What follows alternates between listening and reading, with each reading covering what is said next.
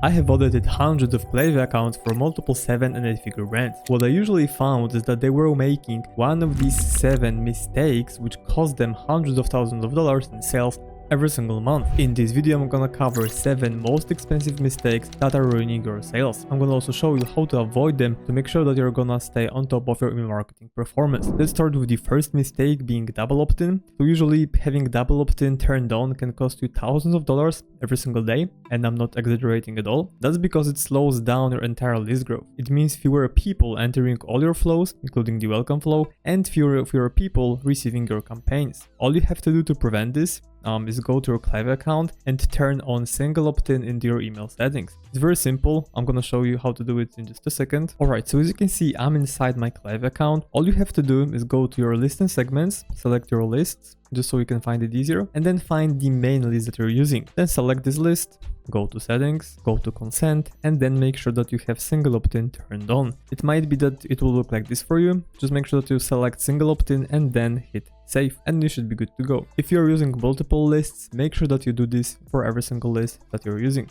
As simple as that. Mistake number 2 is smart sending. I often use smart sending and it's a great tool, but it's a great tool when sending campaigns, not necessarily when it comes to your key flows. You don't want to be skipping emails in your welcome flow, abandoned cart, or checkout flows. That's because doing it can result in losing sales every single day. I mean, if someone abandoned checkout, you would most likely want to send them abandoned checkout email, right? It could be that, for example, you send them site abandonment email, and then sometime later, let's say 10 or 12 hours, they will receive normally abandoned checkout flow email, but as you have smart sending turned on, they wouldn't really get it. So you need to make sure this is turned off for all your critical flows. It should look like this. Once again, I'm gonna show you in Klaviyo how to do this, but it's very simple. You just go to flows, select any of the flows that you want to do it for. I would suggest doing it for all pre-purchase flows at least. Also, like, knowing that your filters for these flows are correct, so someone can just receive one flow at a time. Then you just select, any email you want to. I would suggest doing it for every single email in this flow, and then making sure that this is turned off. It might be that when you're creating the flow, it's gonna look like this, that it's selected and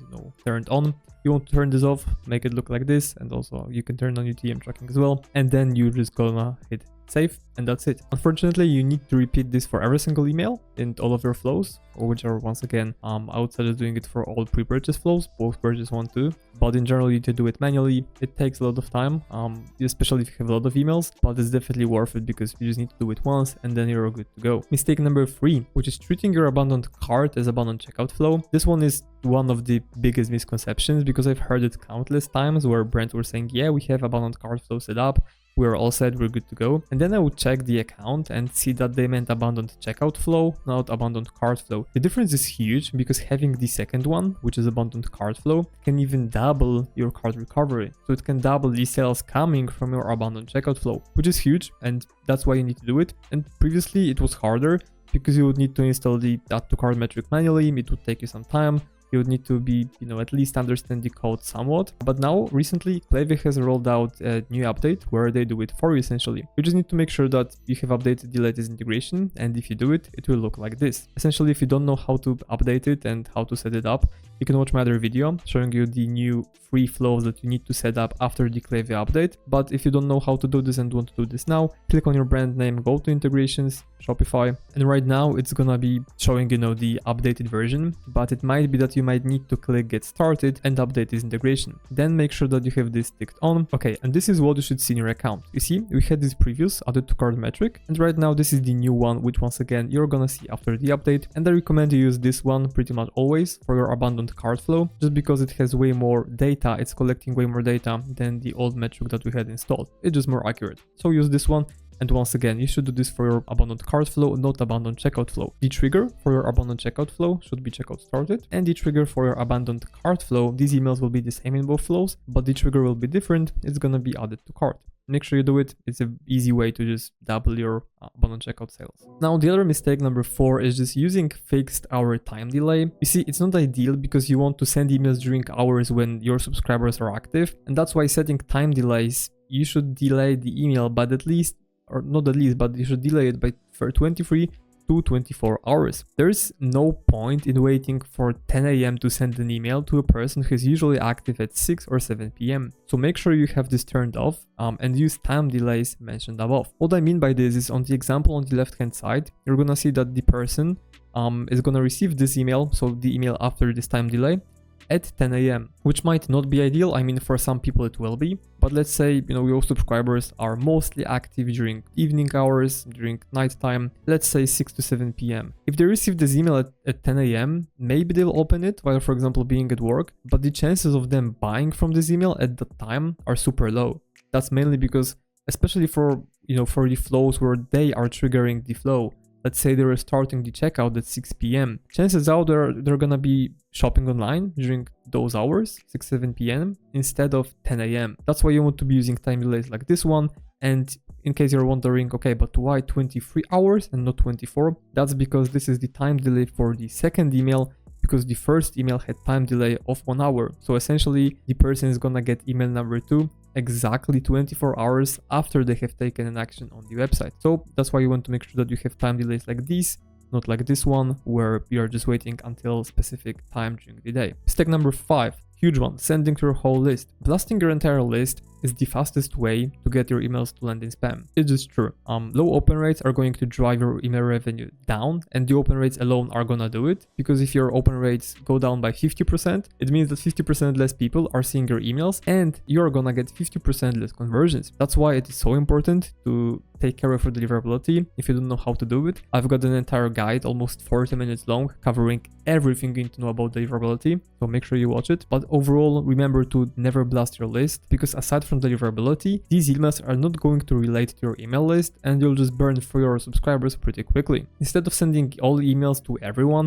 try a bit more targeted approach with the right segments and campaign calendar. And if you don't know how to create your segments or do the campaign calendar, I have videos on both topics. I have an entire segmentation guide, very in depth, and I also have a campaign calendar video showing how I come up with ideas and how I'm doing the campaign calendar live, so you can just learn while I'm thinking and talking about my thoughts. Very easy, and you can just follow both of these guides. Mistake number 6, Shopify Sync plus viewed product tracking turned off. Aside from your pop-up, people can opt in through your checkout or any embedded forms that you have on the website. It can be embedded forms from Klaviyo, and they can be embedded from Shopify, for example, your default themes embedded sign-up form. The main problem with this is that many brands don't have sync options turned on, and they miss out on all of these subscribers. On top of that, I've seen cases where the viewed product metric wasn't turned on, which makes it impossible for us or for you, especially, to set up your browse abandonment flow. So make sure that you have all of these in place to build your email list faster and get more sales. And if you're wondering how to do it, let me just very quickly show you. You go to your Klaviyo account once again, then you just go to your brand's name in the left bottom corner, then you click on integrations,